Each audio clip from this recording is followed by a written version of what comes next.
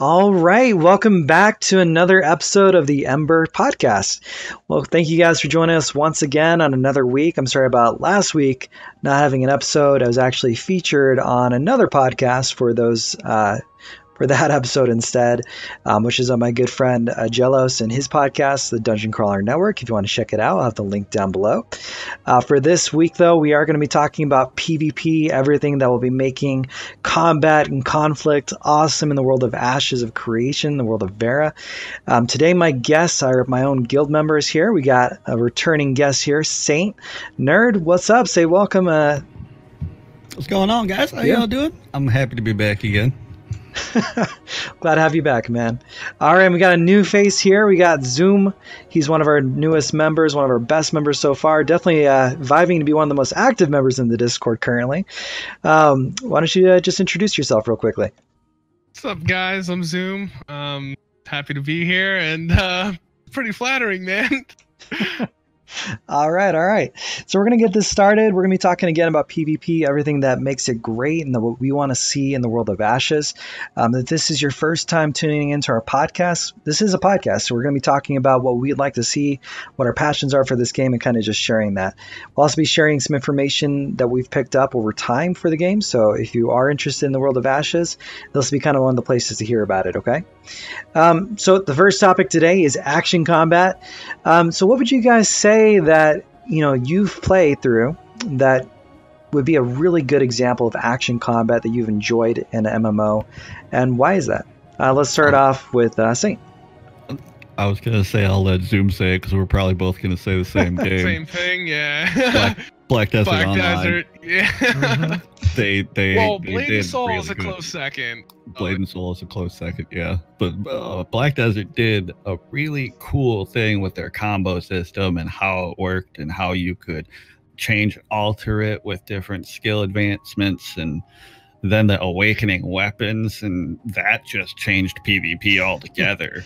That was a whole nother thing that just shifted. We had to rethink our characters when awakened weapons came out. So like at the time I was playing a ninja, the awakened weapon came out, I re-rolled to berserker. So we had to, a lot of us had to change just because of PvP and how PvP was, and their action combat system really let us explore the different abilities and how we could, what worked, what didn't, what did more damage versus this, and it really let us explore. It was fun. Oh yeah. All right, Zoom, what about you, man? Definitely a lot of the same things. I'm really into learning animation cancels and combos and things like that because I grew up, Street Fighter and stuff. Yeah. And any MMO that I can play Street Fighter style fighting in, I'm all for it, And I started in, Blade and Soul as an assassin, platinum tier PvP, that was my thing. I would just sit there all day and thinking it was gonna be like an esport, big, but they're more into PvE. One of the things that always killed me is they have these PvP missions in the world. You'd put on your uniform and you go out there and try to fight people, but they would get mad when you killed them because oh, I'm just trying to kill these NPCs, but I'm like, you're flagged for PvP, what? Right. So then Black Desert came out. Phenomenal. Love the open world thing, EVE Online, very cutthroat, and just you never know what you're gonna get. I love the challenge, just coming across different kinds of people. That skill is very fun. And then that first time we all got fronked and dropped. Yeah. Because it's happened to everybody once. Mm-hmm. Yep. That's true. There's always a bigger fish. You're doing a quest, and all of a sudden you're dead. You go, what the heck? I've had that happen maybe once or twice. I won't admit how many times. Everybody has it once. I can tell you in Blast Online, you'll be out in the middle of nowhere, and then all of a sudden just a whole squad comes through, and you're just, by myself. Train. So what would you say was bad about action combat that you've played in games? What games have you experienced action combat that it wasn't good in that sense? You can go first. All right. So one thing about action combat, two things, and I mean, I don't believe this is specific to BDO. I mean, BNS had similar issues, especially since before it came out in NA, I was playing on a Taiwan server. But latency and lag, like Action Combat is very reliant on how, you know, your internet connection and where the server is located. They have a server way out in California. I'm here in Florida. You know, so there's desync when you're fighting people. Sometimes that little, you know, you'll just see them teleport. Well, not teleport, stutter but you know that stutter. Exactly. Stutter step. Like you think they're in one spot, they're really not. And then, you know, registering, especially if they live closer to the server, and so that little fraction of a second, you know, is the difference between life and death, especially if you're playing a class like a Sork, you know, where it's very clutch. You have to be like 110% all the time. It's playing the game on hard mode, you know. And so that's the one thing. Two is your computer graphics. During sieges, you'd have a bunch of different guilds with 100 guys going to siege on, you know, a castle. And, you know, that's a lot of stuff to draw on a video card for, you know, your games. Even I have a 1080 Ti Strix. I have to turn everything on low spec mode. I cut any non-essential screen space I don't need. Otherwise, you know, that graphical lag. And so it's very hard on a computer for like massive siege combat. But, you know, there's a lot of little tips to help it out, though. Yeah, that's very true, man. What about you, Saint? Well, a lot of what he was saying really vibes with me, because I didn't play Blade and Soul that much, but from what I played of it, I got that. But as far as like, yeah, there's not a lot, because for me, I'm the tab target guy. Yeah, I'm the tab target guy. I'm the devil's advocate. So right. For me, like the latency thing is huge. If you look up in certain games, like for example, League of Legends, if you look up League of Legends, a lot of people, they'll like the pros, they'll move closer to the servers. Right. They will relocate to be better at this game. Well, yeah.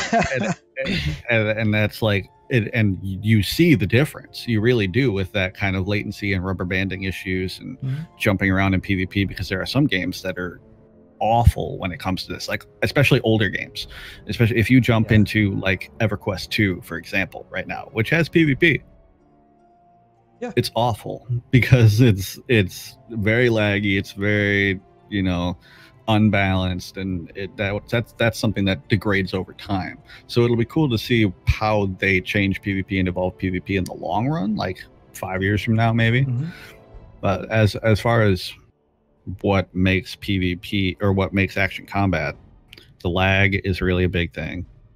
That's true. People's reaction times, you know, you're gonna have different reaction times across everybody, and that's gonna change a lot of things too. But that's a little more small. But yeah. So, you know, I personally played a lot of tab target, you know, MMOs. I haven't played a ton of the Action Combat ones. I did get into a little bit of BDO myself, and I actually really enjoyed the combat in that. It was very fluid, very different from most MMOs I've played in the past. You know, but most of my PvP would definitely come from tab targeting.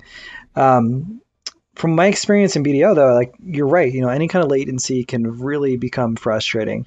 With a tab target system, that isn't noticed as much because you're guaranteed a hit. But like you're saying, with that you're likely to miss, especially if you're a melee character and you're trying to chase someone around. Like myself, I usually play like a ranger or a mage, so I'm always skirting. I'm always like kiting people, and I try my best to always stay away from them. So it's something that helps me out. I'm gonna try to chase you. Right. So with that being the case, you know, what would you guys say, you know, if Intrepid's looking at this podcast, and I hope they are, because that'd be awesome. All right. So what would you guys say would be a meaningful way that they could implement the Action Combat that would feel like it has impact, that would make it feel like it's actually, you know, worthwhile in, you know, doing, but also just feels fun doing it as well? Well, if I may, sure. The first thing that I come across is, from a technical standpoint, is like looking at that video, this is something I know a lot of people, praise that, it looks so good compared to what it used to be. And a lot of, I have some friends that say, oh, that looks garbage compared to some of these other games that are already finished. But you got to realize those games have been out for like 5-6 years and they're still in development. And combat was just a placeholder until now. Now is the testing phase where they're going to actually work on that combat. So they haven't touched it yet. And it looks pretty good. It just needs polishing. The animation. Some of them are a little sluggish. Some of the things like the dodge roll. These are all things that they need to, I'm sure that they're going to be working on. And it has a lot of promise.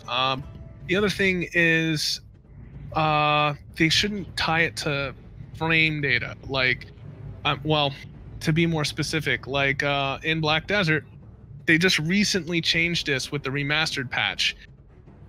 Your animations, your frame animations for combos and cancels was directly tied to how many frames per second your computer was drawing. Oh, God. So if you're running the game at 60 frames a second versus somebody who's running at 120 or 144, he can get his moves out quicker than you can get yours out. And that's more DPS, and they shouldn't tie it if they, are implementing, combat action. Yeah. All right, Sam, what about you, man? I agree. A lot of that, what he was just saying at the end there, makes a lot of sense. They can't tie your combos and stuff to FPS because everybody's going to fluctuate. And that's going to make it frustrating for the people. Because I think Steven said, I don't want to quote him, but I think he said he wants this game to be able to run on a 5-year-old machine. And 5-year-old machine is not going to pump out as much DPS, or as much, not DPS, but FPS as one of our rigs, as like one of the newer rigs. So it's that if they tie the animations to FPS, that's gonna affect a lot of people. And it's gonna make a lot of people not enjoy it strictly for that fact. But also animations themselves. From what I saw in the video itself, a lot of those animations seemed like a little drawn out. Like they didn't need to be as accentuated as they were, because it makes the animation go longer, so it's harder to tell when that hit actually occurs. Yep. And then when they do it in a combo, some tend to over accentuate every motion, making the entire combo itself and sometimes 1 or 2 seconds longer than it really needs to be, which in PvP can be life or death. Oh, for sure. So, that's very true. So I don't like to see, like the dodge roll, for example, is the character whooshed its arms out, curled up into a ball, and then stood back up, and then he started running. It was, granted, it is their first pass at it, and it's totally not finished yet, and I expect it to be improved, and it probably will be. But it's just something that needs to be pointed out in case Steven's watching, or Jeff.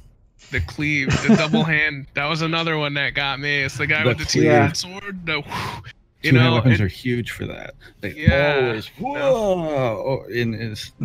it's a giant weapon, but we're superheroes basically. Yeah. Well, to be fair, there's magic, so we're magic. Yeah. Now, I'd also like to see him hit him with the pommel. After a swing, you should be able to hit the other side, You should. Like that. Now, it would be kind of nice in that case where, like, let's say if you choose to be a more nimble character, where you're using like a rapier or like a short sword or something like that, where that, you have that mobility because you're not carrying this heavy, meat cleaver thing. If you Horse could chopper. Right. Yeah. I mean, if you could just like backstep, and in that backstep, if you had like an iframe for a second, that alone in the action combat sense would be a pretty awesome technique against someone who is a very heavy hitting, person that's just me swinging this large axe, rather than having to dodge and roll and then go way outside and then you have to come back in. I mean, that doesn't help you at all. Right. But having that timing down, that skill down, that would be nice. I mean, something that one of my favorite games, it's not an MMO, but it's an RPG, Dark Souls did really well in Dark Souls 2. They had that iframe on the backstep. Dark Souls 3, unfortunately, didn't have that, and you had to change up the meta to where now heavy weapons are dominating in that sense. Oh, yeah. So in that case, I would like to see something like that where you have a little bit of variety, not only with like the weapon types, but also with the movement types. Right. One thing that a lot of people were commenting on was the weight of actions. So like, if you hit someone, if there was like an animation that made it look like it actually had an impact, that would be nice to an extent. I don't think it's absolutely necessary. It would definitely feel a lot better, but in a very chaotic situation where, let's say you have like 50, 100 people all fighting it out, you're not going to notice that. And in fact, it might slow you down. So you may not want that. Especially if they put a sound clip with it to where when you get hit, you go, imagine 300 people going, yeah. All of us in the arena just back and forth with uhs. Oh, goodness. But so let's not do that. On your, the heavy weapons in the Dark Soul, like you were talking about, like the iframe, that coming from Street Fighter, that's my thing. Like that big heavy hit, people, you do a heavy hit, which is like a 35 frame, like, haymaker versus like somebody with a finesse weapon, that 3-frame jab. And, a lot of them don't understand why a light attack that's 3 frames is going to beat that heavy swing, because that active frame of when it actually hits you, you get interrupted, and things like that would be awesome if they implemented it, but they would have to balance, the heavy weapon being able to do those light attacks, like a poke or a jab, something, No, from so that way you can mix it up. I want to cut in, sorry, from the from Sinbad, from our tab targeting point of view, back in the day, did you play WoW back in the day? I did, yeah. We all remember? Yep. Remember, weapon speed used to matter. Right. Oh yeah. Remember, a lot of people forgot that back in the day, the speed of your weapon used to matter. Yeah. So they need to take that into effect going into an action combat system, where I think weapons should have a speed rating or something along that lines of how long the swing takes or something like that. Maybe it can be modified through blacksmithing or enchanting. Yes, I like that. Like Star Wars Galaxies with the Vibro Knuckler. The speed is better. You get a slicer to slice it, and it would be a lot faster. Yeah, man. And if you play EQ2 today, like I do, weapon speed in that game still matters. So the speed of your weapon, unless you have your perfect 2.0 epic weapon, but unless you have that, your speed of your weapon still matters. Yeah. And if you're a tank, you want a fast weapon, so you can be hitting faster. But if you're say a mage, the speed of your weapon really doesn't matter all that much. So it's going to be interesting to see how they balance that as well, to cast times versus physical weapon swings. I agree, man. I mean, that on its own would actually be an awesome system to implement for crafters, because it makes crafters actually important, which, I mean, for that, I mean, you never hear about a crafter saying, hey, it actually mattered to this guy that was in this PvP fight.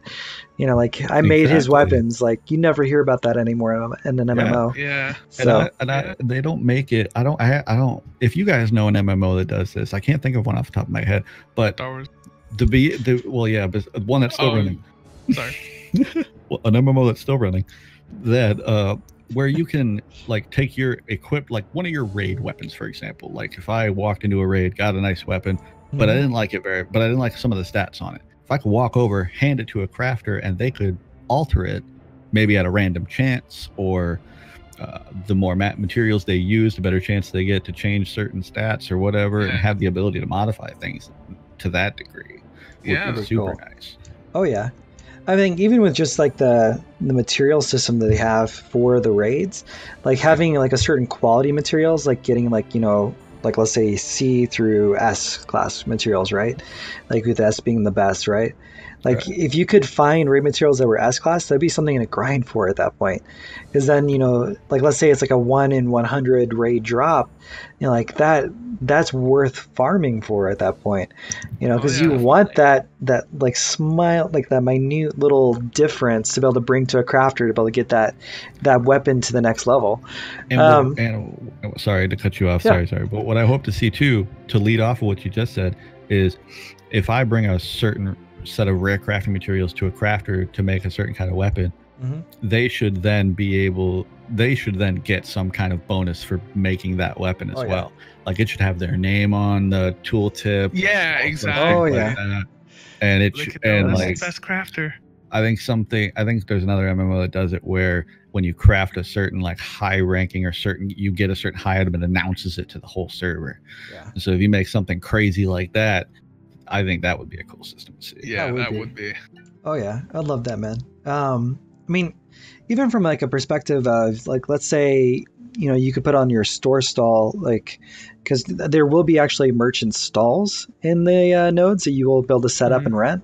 Let's say if you could put on there like the level, the quality level of gear that you can create.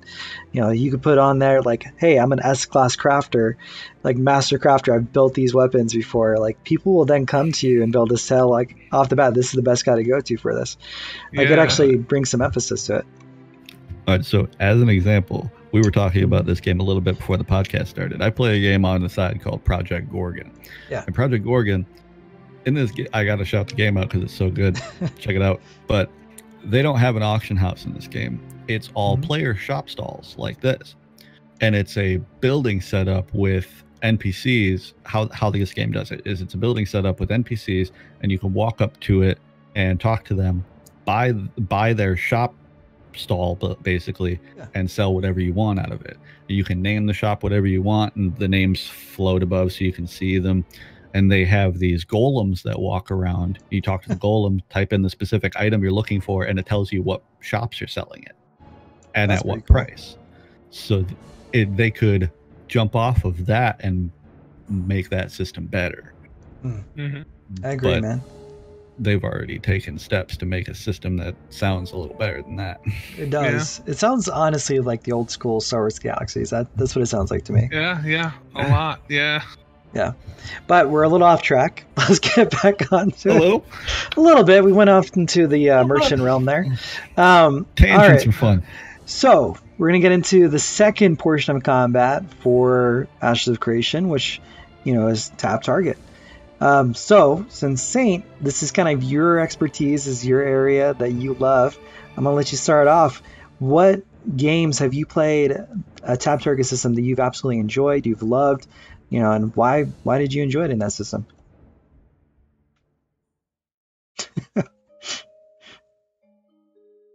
You're not talking, man. You're muted. Sorry about that. Yeah. So I'll start off by listing because there's too many to individually talk about.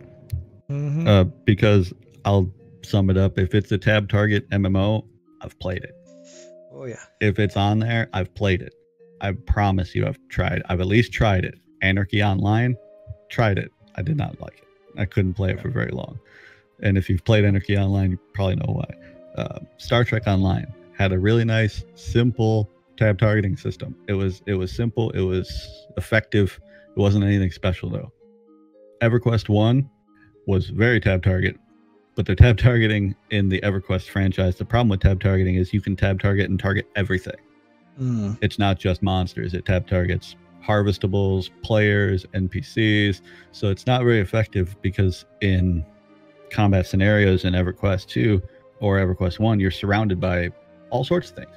Harvestables are everywhere, all sorts of different monsters maybe you don't want to pull. So every once in a while, you'll get a trigger happy wizard who will tab too far to one side and throw his fireball at something and pull half of a room.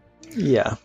So tab targeting is, for most people, it feels old-fashioned or out of place because action combat is more fun and more engaging, which I agree. To a point, I agree with that. And for me, and I still play them, so this is a fact. With old MMOs like EQ2, World of Warcraft, Ultima, some of these old games, mostly in EverQuest, you had a lot of action bars. You had, I had 8 usually, with different spells and abilities and all sorts of things. And that flusters people. People come into my stream all the time and go, what is that cluster mess of spells? To me, it's completely 100% organized, and I know what every one of those buttons does. Yeah. Well, when But you for start from someone- level 1. Yeah. But the problem that EverQuest 2 did, and EverQuest 2 did, is EverQuest 2 sells in their shop a level 100 character boost. So what is going on is new players are Yep. leveling to 100, getting all these spells, and don't know what to do with them. Because this game came out in 2004. We were all tab targeting back then. So EverQuest is a really good example because it's the one I play every day, so it's the one I use the best. It really doesn't have a good tab targeting system in hindsight looking at it, because Right. it lets you target everything. But like for Ashes, a good thing that they could do is have a setting in the menu that lets you could have everything listed with checkboxes. Mhm. What do you want your tab target to be able to target? Uncheck, uncheck, uncheck, uncheck. And you could do it that way. Or have one other MMO with their tab targeting system gives you 3 choices of like the enemy nearest to you in the middle, or enemy side is to either side of the screen, which is an interesting option choice. Yeah. I don't know why they did that when center is usually what you want. Right. But it was interesting to try it out and see how it went. It didn't go very well, so I wouldn't recommend that, Steven. But other good tab targeting games that I've played, pretty much, World of Warcraft did legitimately, and still does, have a really good tab targeting system. And they've been known for that for a long time. It's, as much as people hate it, I myself don't play anymore. I committed 12 years of my life to it, and I can't do it anymore. Sorry. But their tab targeting system was really good. They didn't, when you're in the middle of a raid situation and you're tabbing through trying to get things, it doesn't waver very much. It usually stays within a certain meter radius. It won't target things past a certain distance. So that could be another option. Setting a distance for your tab target would be something cool to see, like out to like 50 meters or 100 meters, or however far they wanted to. That could be cool. I'm running out of breath. All right, let's go over to Zoom. Okay, so I got pros and cons. When it comes to tab targeting, some of the pros, like, because I played World of Warcraft, I've played, EVE Online. I would consider that tab targeting. So EVE Online, like, you can essentially tab target, find your guy, and I can focus more on transversal, because your positioning was more important, in relation to where the other guy was when it came to accuracy, the kinds of weapons you were using, distance, all that kind of stuff. And World of Warcraft, same thing in a PvE sense. Like as a mage, like, I just tab target and I can just sit there and spam my spells as a mage, or what, as a rogue. And PvP, like he's saying, like, it's done by distance, so I can, it's target nearest. It goes from, next nearest or around you, and the way it cycles is very, good. It's one of the best tab targetings out there for sure. Like, and especially when you're in like battlegrounds and things like that. And I feel like in relation to action combat, it's very laid back. I don't have to, it's not like I'm playing at 110% all the time, like, Street Fighter, where, I can actually take a mental break and my fingers aren't going to get carpal tunnel, like, so. I'm not going to have a heart attack. Yeah, exactly. So you can kind of take it and chill out. And I like that. But on the flip side, some of the downsides to it is when I'm tab targeting, I find, like, especially in arena for World of Warcraft, my mind goes to, Ret Palady and Rogue, and, played a bunch of different classes, but you almost need macros. Like, I cannot play that game without macroing all my buttons, keybinds, target arena 1, 2, 3, 4, 5, or, with a kick. Like, I have different targeting macros that either interrupt or silent, or, do some kind of function tied to who it's targeting, because that's the difference between doing good in PvP or doing absolutely horrible. And if they don't give us the option to do macros, tab targeting is kind of like not so good for a PvP. Like, in a raiding situation, it doesn't matter, but in PvP, I don't have time to tab through the different targets, find a guy I want, then interrupt his 2-second cast time spell. I only have a split second to target that guy and get my interrupt off without a macro. Right. So That's true. I would cut it for PvP or sorry, for PvE. I've been playing a tank for almost 20 years, and I would say macros are super important in PvE and PvP.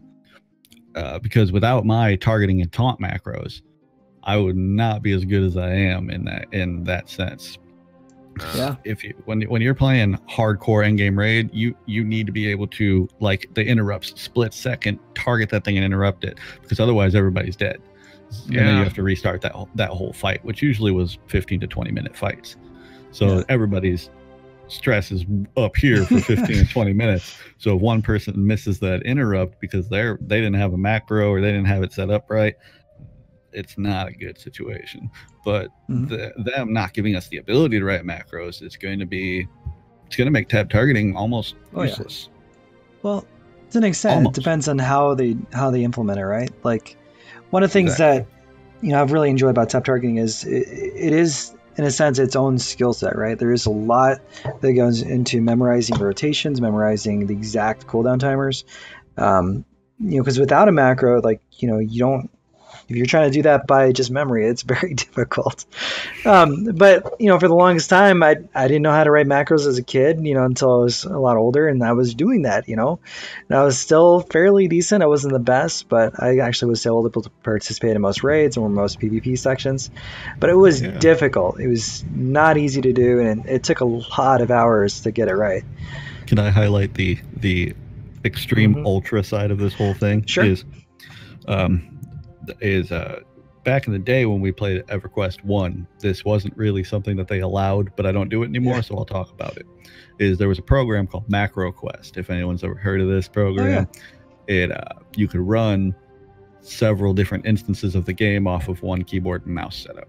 Basically, is how it worked. But to run a bunch of different characters like that, you needed to have macroing at its finest. It's HTML coding, but in a sense, it's macroing at its purest. And it's hundreds and hundreds of code to run 12 characters. By me pressing number 2, all 12 of them have to do something. Right. So that's like the extreme of that. But most people don't. Yeah. Right. Yeah. Now, one thing that I would say is, just from having played Final Fantasy, you guys might know where I'm going with this. Global cooldowns on tab targeting, that can make a game feel very slow, very sluggish. 2 seconds. Yeah. It was definitely. I respect them for it. It was very much. I think the only thing that should do a global cooldown is some kind of silence or some kind of CC effect. Like, other than that. Yeah. Well, if we had, like, for example, if we had. What's a good one? Let's say like Druid Starfall, for example, one of their big attacks. If I had that with no cooldown, it's just going to be that all day long. I'm not going to have to do anything. The difference is, though, that with a global cooldown, it basically causes you to not be able to use anything except for like certain types of skills while you're waiting for it, right? Like the individual cooldowns are fine. Like, I don't mind those, but having a 2-second global cooldown on a tab target system, like, God, everything just really felt like it was so slow. Even at endgame, it still felt super slow. Exactly. I mean, there was like I played a Dragoon, like, I'm sorry everyone plays that, but it was fun, went from that to Lancer, right? And so it was an enjoyable experience, but at the same time, like, until I started getting my secondary skills, like, everything was just the slug, it was like very much sluggish. I'd also say, like you guys were saying, when it comes down to it, being able to select your targets without selecting the things way off to the right or way off to the left is super important. Bless Online did a terrible job of that. Oh my God! Believe we're talking about this trash heap. It was a trash heap. It was terrible. Steam let me refund it. Yeah, I played it too long. I was trying to, get it to work because I was like, I spent money on it. I don't want to lose the money. Oh my gosh. So any kind of like world PvP, like that was a nightmare. Any kind of arena-based PvP was a nightmare. Like you couldn't select the person you were trying to select unless you took your mouse and clicked on that person, and that was really hard to do because they're just like running around the entire time, and you're like, what? This is not a good system. Yeah, it was awful. So I would have to say, like, wow, I played a lot of that. I played a lot of that during Cataclysm and Mists of Pandaria. That had a much better system in that sense of being able to actually select the targets you want to select, specifically the people in front of you. That would be really important in that case. Okay, so let's kind of go to this next category here, which is going to be an action combat breakdown of the video that they actually just released, teasing it, kind of showing a little bit of action combat that we're going to be experiencing during Alpha 1. Who wants to go first for that? Well, go ahead, Zoom. Yeah. Well, I was going to ask him in relation to what about the video exactly. So, when specifically the way that they've displayed the combat, the way the camera is set up, the way that things are going to work in that sense, we got to see a lot of very flashy combat, a lot of really high animations. The camera setting was like right behind the right shoulder, for example. Gross. Yeah, I hated it. Yeah. I'm sorry. I hated the camera position. Yeah, it was me my too. biggest peeve. I love it. As long as I can zoom the camera out, I don't care. But give me the option. If the camera is stuck like that, that's going to be a terrible design decision. Yeah. That's I think gonna they've be terrible. I think they've said that you can zoom out, so that's going to be good. But yeah, the camera position definitely. Around you. Oh yeah, if we've got huge scale fights and the camera's that close, all you're gonna be able to see is the 6 people around you. Pretty much. Yep. Yeah. Yeah, you got to be able to, and there should be a setting for max distance also, I believe. Yeah. Mm-hmm. If we can get a setting or a chat command like some games have to extend that camera distance, or just give us far distance right off the bat and give us the ability to adjust it. Because most people, like myself, I will set that as high as it goes and play all the way zoomed out. Because for me, that just feels better. Yep. Did that. My rogue in Warcraft, had to be like all around you because you never know like what's coming from behind. It's just important. Like your vision on a battlefield is super important. Exactly. I mean, case in point, look at Dota and Leagues of Legends. The camera control, you don't really have that zoom out ability, and it's your ability to like look around you, that matters a lot. But Exactly. It is. It really is. Go ahead. Another thing about that video is the Ranger. Now, this is one thing that really caught my attention when they said that they have a 3-point hitbox, head, upper body, lower body. And when you see him zoom in and he's getting, a headshot, and I don't know if it was desync or whatever, but like, it looked like, yeah.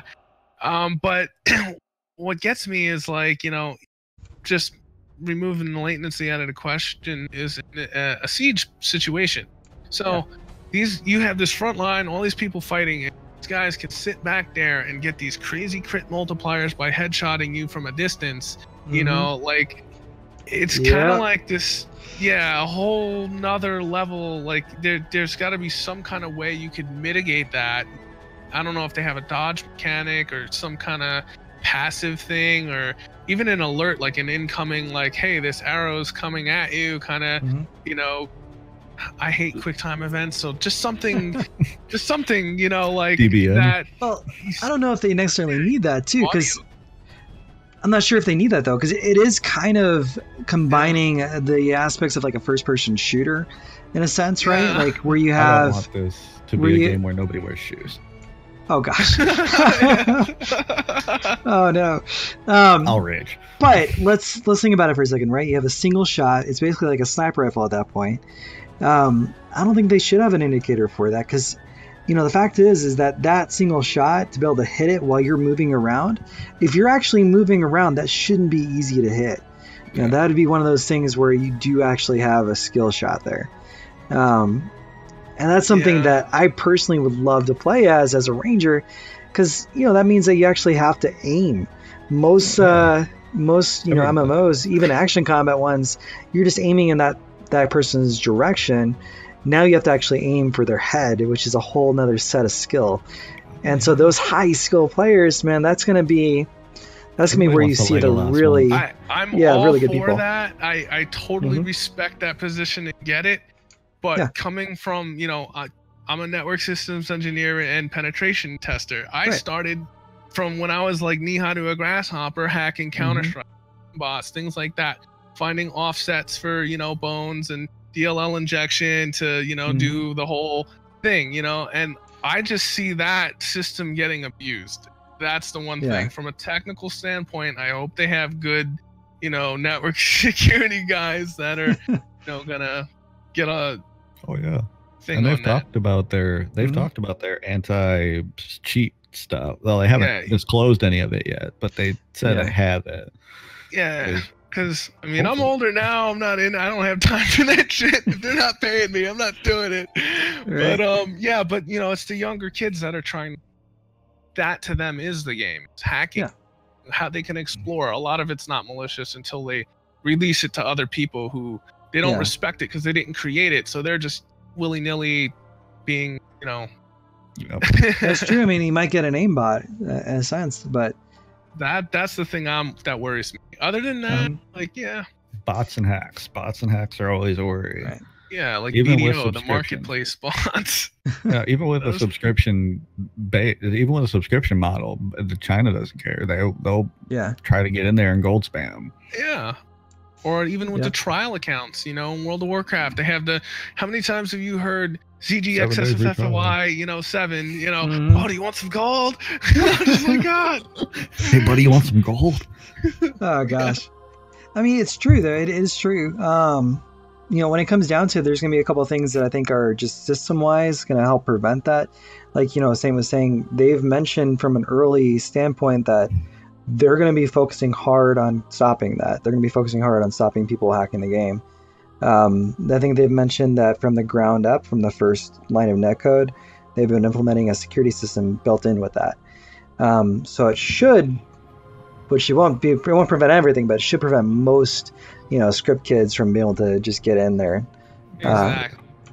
Because I feel like no matter how good the security system is, that even if they make it a point to be extra like battle eye, you know, like that's gonna attract higher skilled people because that to them is a challenge. That's the game. You know, they may get banned and, you know, leave it and find something else. Yeah. But, you know, whatever information they find, they release on these, you know, little hacker forums, and then, you know, people take that and do with it what they will. And, you know, but I mean, the community for that is kind of small, you know, it's definitely not like. Do we think Ashes would ever get a DDoS attack? More than likely. It's possible. I mean, all they got to do is, you know, mitigate it by finding, you know, what IP address is coming in and route that to null. And, you know, I used to work for Sprint, you know, anytime there was a DDoS, it's pretty easy to mitigate unless it's a botnet when you have multiple different IPs and it's coming from everywhere. But something like that takes like a team of people. It's not usually done by a single dude in the basement, you know. Surrounded by PCs. Who was it eating hot pockets? Those fighting with AOC right now is like Crowfall or something like that. Like on the Reddit, they always come in and like try to like mess with people. Like I could see them trying to do that, man. It's like they're actually successful. Day of launch, let's try to DDoS them, man. Oh god. Whatever. Get out of here. With great power comes great responsibility. It does. It really does. Even bigger headache. Oh, you'll say well, grasshopper. So that is a good point, though. When it comes down to introducing those extra hitboxes, that does give the opportunity for people to specifically target those. I'm hoping it's not. Weapon? Yeah, target bot. True. Yeah, he said it was a mesh, you know, a 1-to-1 ratio on the body. So, you know, anywhere on a shoulder, arm, neck, whatever, that's all considered that hitbox. Yeah. So if you're telling me if I can swing and it hits him in the head on a melee weapon, it theoretically should be doing the same. Yeah. People aiming for the head, man. Aim for that. If I hit you in the side of the head, it doesn't take much. One blow should be a kill if we're getting scientific, but If I hit you in the side of the head, it should do something.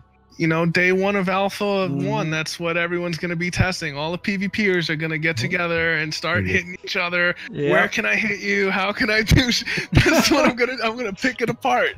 I know. It's gonna be a video. It's gonna be two dudes going, now you hit me. Right? No, you. I know that's what we're planning to do, and from a perspective of testing everything, that's what we're gonna be doing right off the bat. You know, is figuring that out. I should bet you hit me. The one thing I hope though, and I know some people, they just buy the testing just because they want to play the game and they don't actually know how to be a tester. Like, you know, you're supposed to find bugs. They want you to break the game, find those exploits so they can patch them and report them. Don't just play the game just for playing it. You know, as a tester, you kind of have that responsibility to get on that forum and be like, hey, I found this, you know. Is it repeatable? Is this something that is a one-off bug, or is this something that is legitimately needs to be patched? Is there a concern? You know, so that note out there for any testers that are watching. That's a good note, actually, because it is coming up next month. It's gonna be like third weeks around like the 21st. It's gonna be exciting. I know we have a lot of people that are gonna be ready to play it ourselves. So if you guys are watching and you're interested in joining us for that, even if you don't want to join the guild, you're still welcome to help test it with us. So let's actually move on to the next section here, which is going to be open world PvP. How do you guys envision that working with their hybrid system? Like, what do you guys see as possible tactics arising, possible downfalls or issues? Whoever wants to go first, it looks like Zoom, you're excited for it, man. This is my bread and butter. I live for this. Like, you know, EVE Online, BDO, like that was... I love open PvP because a lot of the arena systems, a lot of them are balanced, and you know, if you get this gear and you earn it, I feel like you should be able to utilize it in an open world, real world situation, you know. And I like the fact, like a box of chocolates, you never know what you're gonna get. You know, you might completely get reamed in one hit, like, whoa, that guy's badass, so like, I need to get my gear up and get my skill up, you know. Or you might come across, like, you know, somebody that's, you know, relatively even, and you have like a really good fight, and it brings a sense of danger and like a thrill to it, because the fact you don't know, like, what's this guy's gear like, you know, is he a threat to me, those kinds of things. It makes it feel more like real, or like you kind of have like this unspoken, let's say, respect, or like a mutual, like, you know, anytime like you see somebody like, you know, is this gonna be like a fight? Like, you know, I like that feeling. And you know, just also the fact that you drop stuff. I remember old school Galaxies, when you died, you dropped all your crap and you had to walk all the way back to your body, you know, or Ultima Online, you know, so you die and you lose all your... EverQuest 1 was old school, like used to be like that. Yeah, SOE, same, yeah. But so I kind of like that fact that it's gonna add another layer to it, because in EVE, like, you'd have pirates. There would be people that would specifically, you know, pop a warp field. So when you're going through, like, you know, they had these jump gates if you wanted to go to different systems or whatever, and they would park in the middle between two gates. So if you were to just autopilot and it would fly a straight line, catch you in this web, blow you up, and steal all your stuff. You know, that was like a thing. So, you know, I mean, different ships, like I flew interceptors because they're warp immune, and they're like, you know, a fast little single pilot ship rather than like a big one. But things like that about open world, I like the danger to it. It adds another layer of, you know, something. And I found a lot of friends that way too. You know, you're partying out, and BDO, like Sawsons used to be like the hot spot for all of the stuff.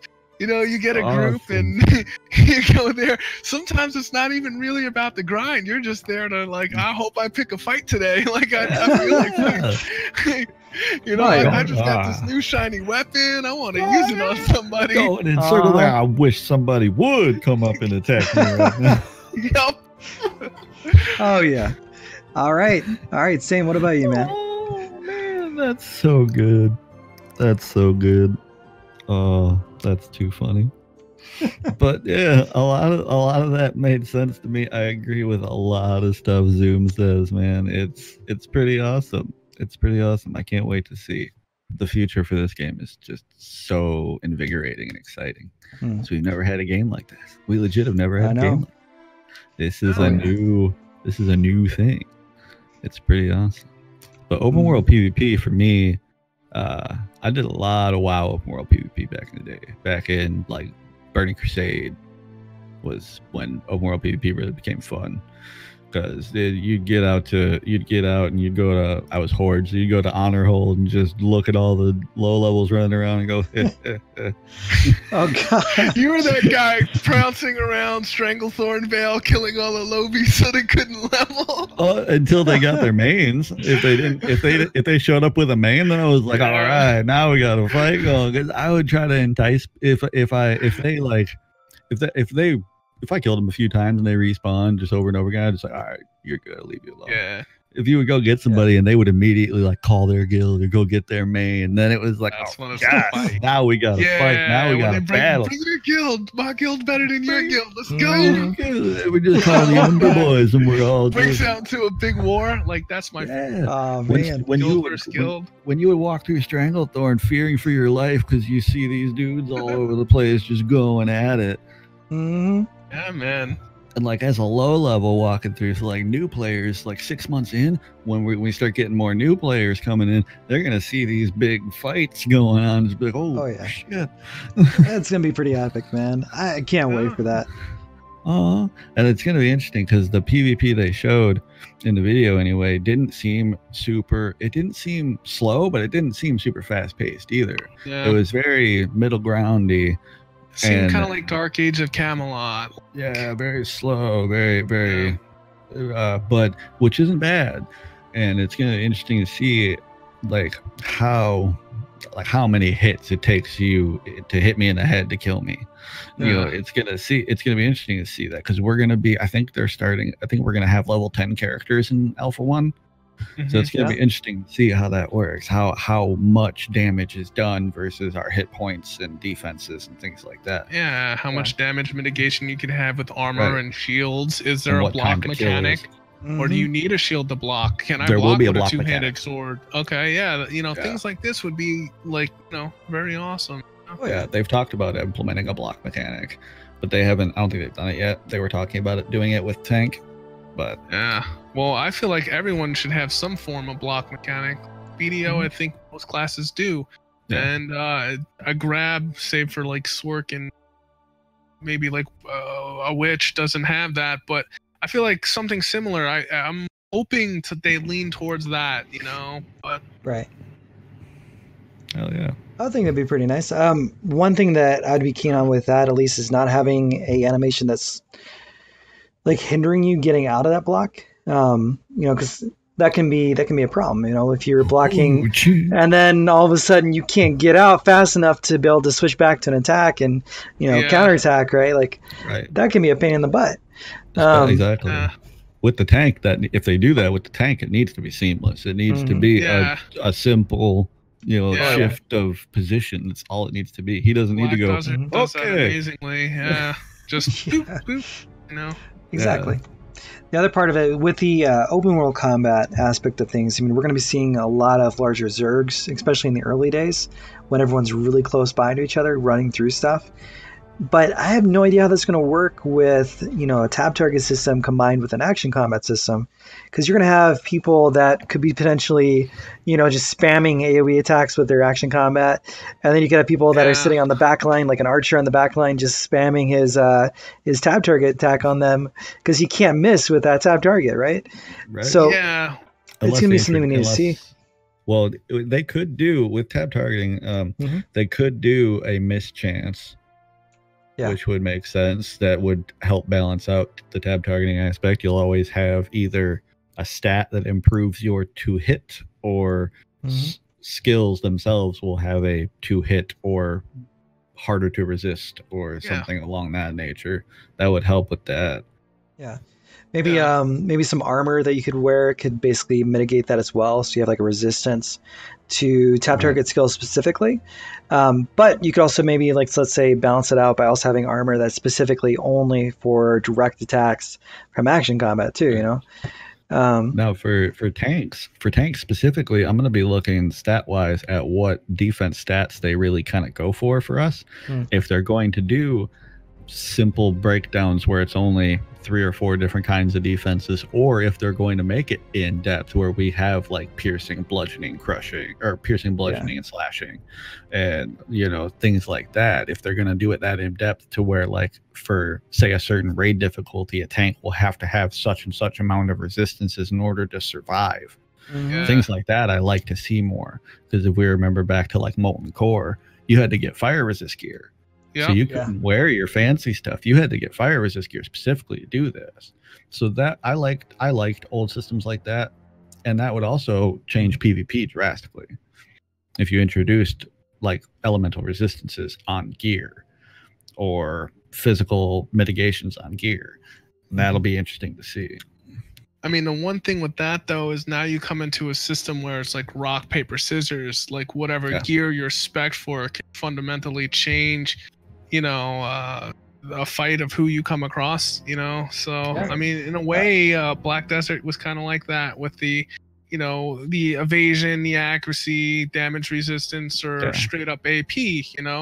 So you would have these, different ways of building. Hybrid wasn't so great, you're like a jack of all trades, master of none, where if you were building like to be evasive, you'd have a lot of damage mitigation, you'd be very dodgy, and accuracy would beat that. But if you came across somebody who is a flat out like tank dude who's sturdy, you hit like a potato and you don't do any damage, so like well, and what they could do with that, what they do with that in some action combat games is like, in that scenario where say a rogue is face to face with a tank, say an assassin's face to face with a guardian, and he's like, well, what am I gonna do? And the guardian's charging at it. Well, certain MMOs will, if you stun someone, so if he stuns that tank and that tank is stunned, his defenses drop.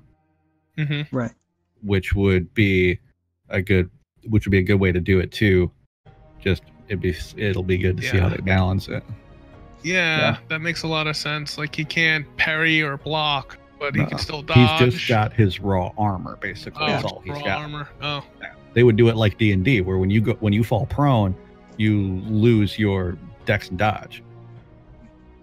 So when you fall prone, all you've got is your flat AC, and then your shield. That makes sense. Yeah, I think that'd be a good way of doing it. And considering that they've modeled a lot off of D&D, that might be the way that they go with it too. So we'll have to see. I'm reading my D&D books. Yeah, especially if you can physically take up your shield as a tank and like put it in front of you. Yeah, that would make sense. If you're stunned, you can't bring that back up and have that extra defense layer. Right. So that'd be kind of cool. That'd be an interesting way of doing it. From a perspective of siege-based combat, so let's move into that next. And that's going to be one of the main things we're testing here in Alpha 1 is siege mechanics, siege-based combat. One of the things that immediately kind of strike me on that is how they're going to implement, siege gear and siege weaponry. How do you guys think that they should put that into the game, and how do you guys think that should work in that sense? Well, that's hard. I feel like we all kind of have different outlooks on that. Yeah. Because if you look at it, how Guild Wars 2 did it, it worked, but it wasn't like super fancy or anything. It was just it kind of felt like they threw it in and it was there to use, but they didn't really evolve on it at all. So if they did if they had siege weapons as like a craft, like someone who specifically makes siege weapons, that could be something that could be done. That would be really interesting to see. Or how I think Steven said it is in the alpha testing is they will just be placed in the world and we'll be able to use them. That necessarily wouldn't be terrible. If they were just statically placed in the world and we were able to use them, that wouldn't be too bad, as long as they were adjustable to a degree. Like we could turn them side to side, adjust them up and down, because with like trebuchets and stuff, you can do that. Right. So as long as if they were placed stationary as we're going to see them and just able to use, that wouldn't be a terrible thing. Yeah, but I think there's also crafted siege equipment, if I'm not mistaken. Mhm. And one of the things that comes to mind, you know, is like Lineage 2 or like Black Desert Online, you know, with their siege mechanics. And, you know, they had these cannons in Black Desert, right? And you'd have cannon, like, dedicated teams that would, you know, be marked to take out the defense structures, like quatches or towers or, you know, things like that. Right. So it'd be very interesting to see different craftable things like that, whether they have different tiers.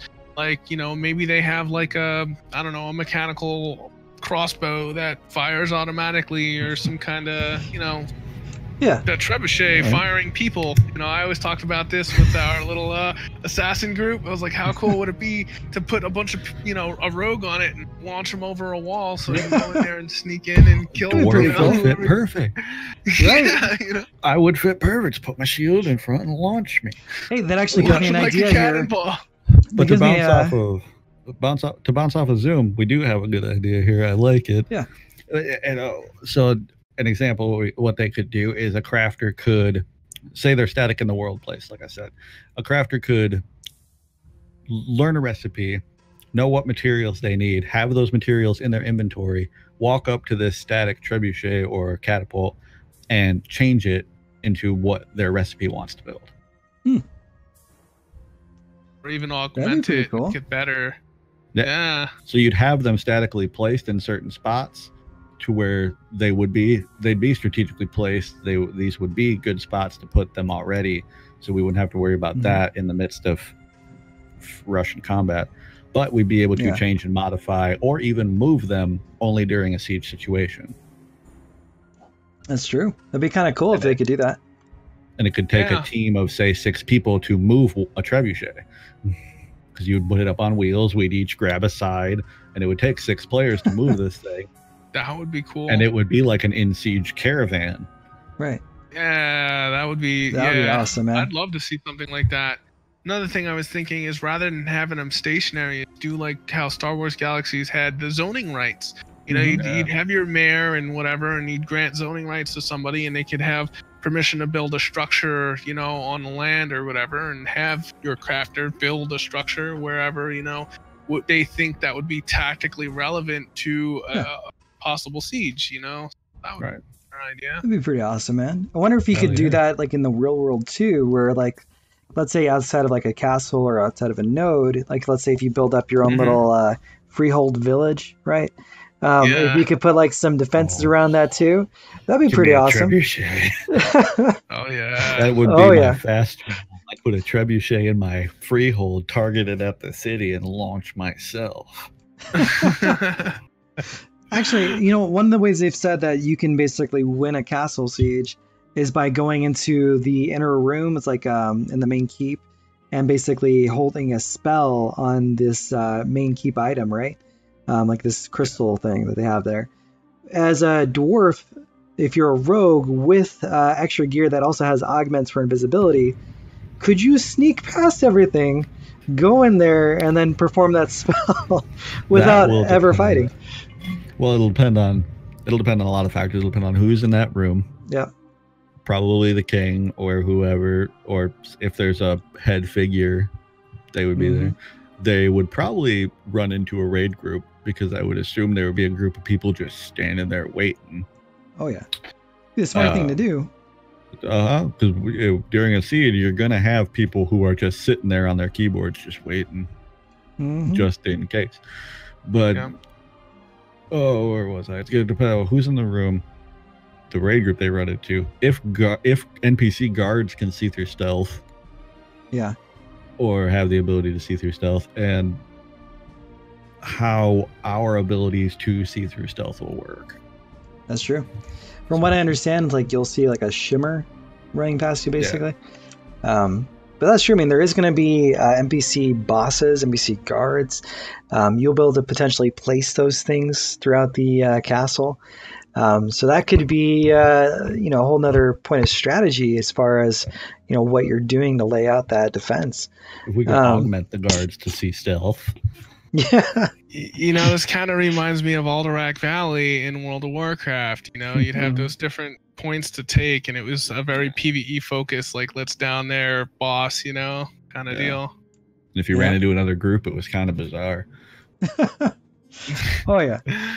All right, so let's move on here. We're going to move into the corruption system since we're running a bit short on time at the moment.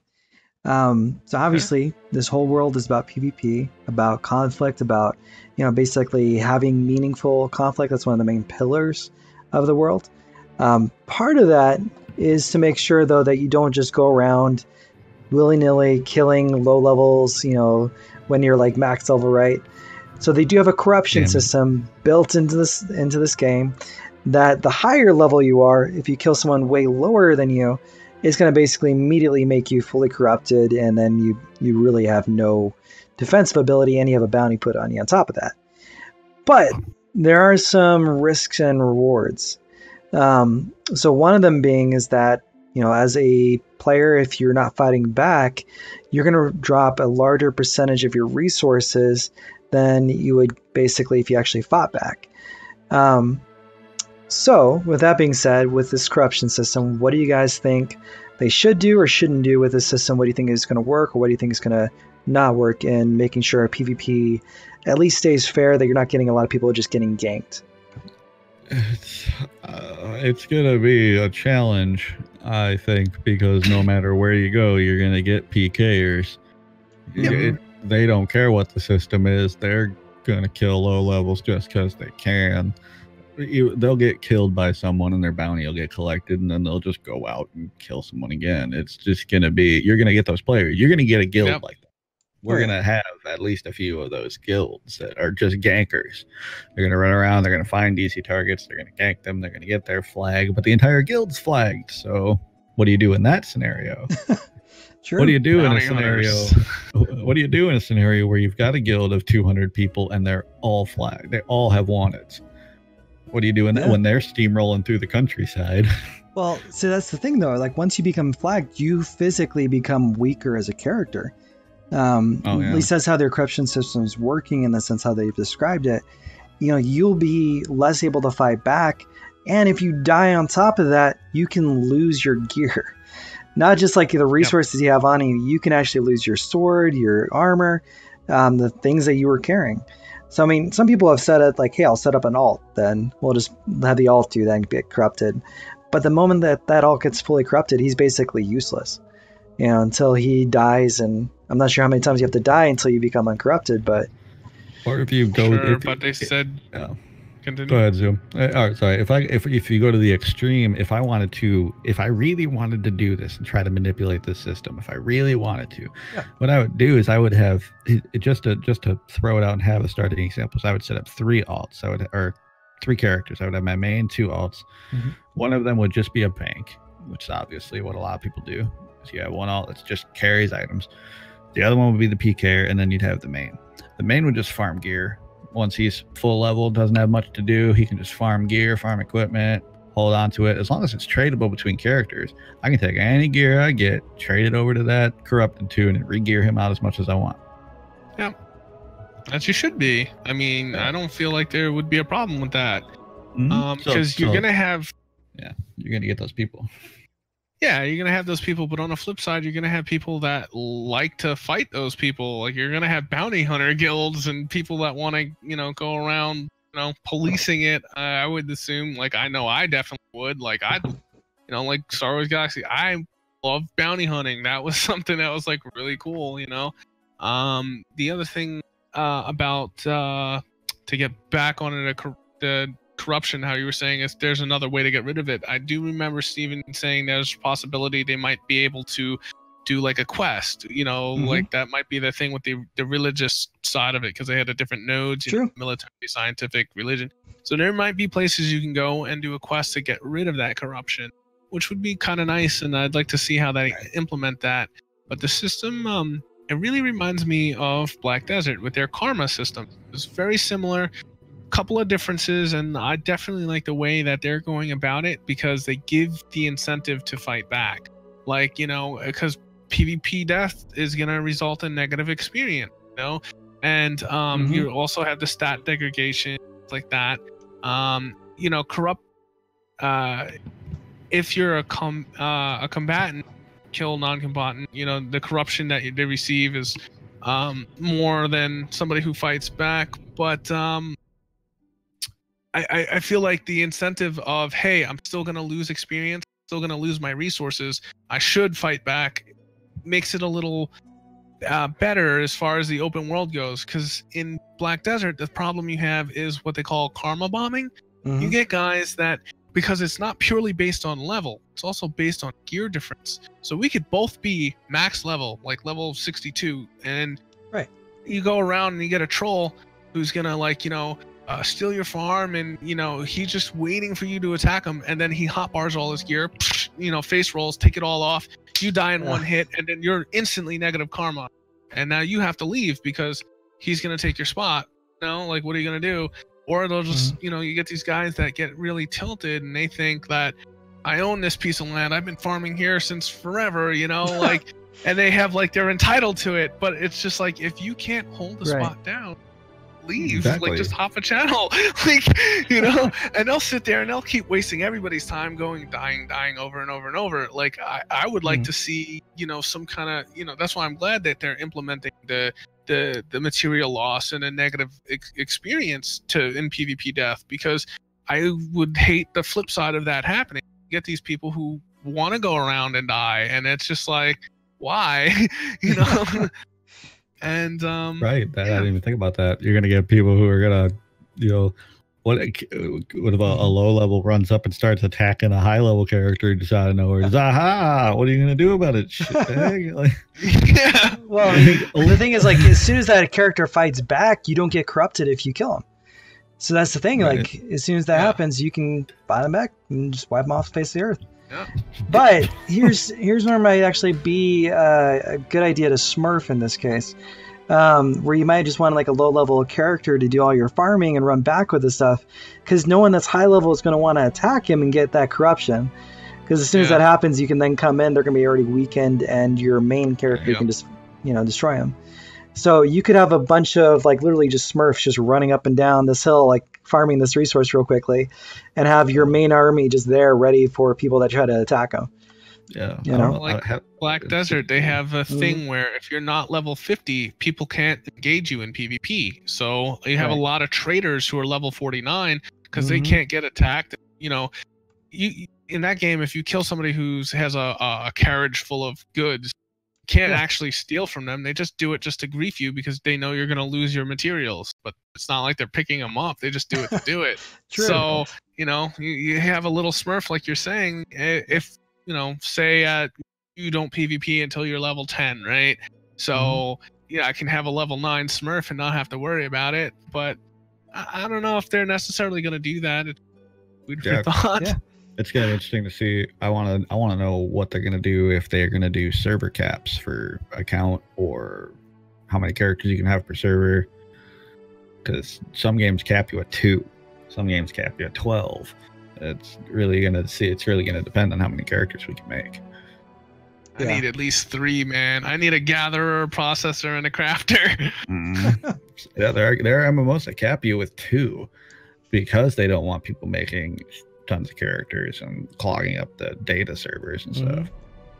It may come down to how hard it is to level a character as well. You know, like, you may not be able to easily level, so it could also be like a soft cap in that sense.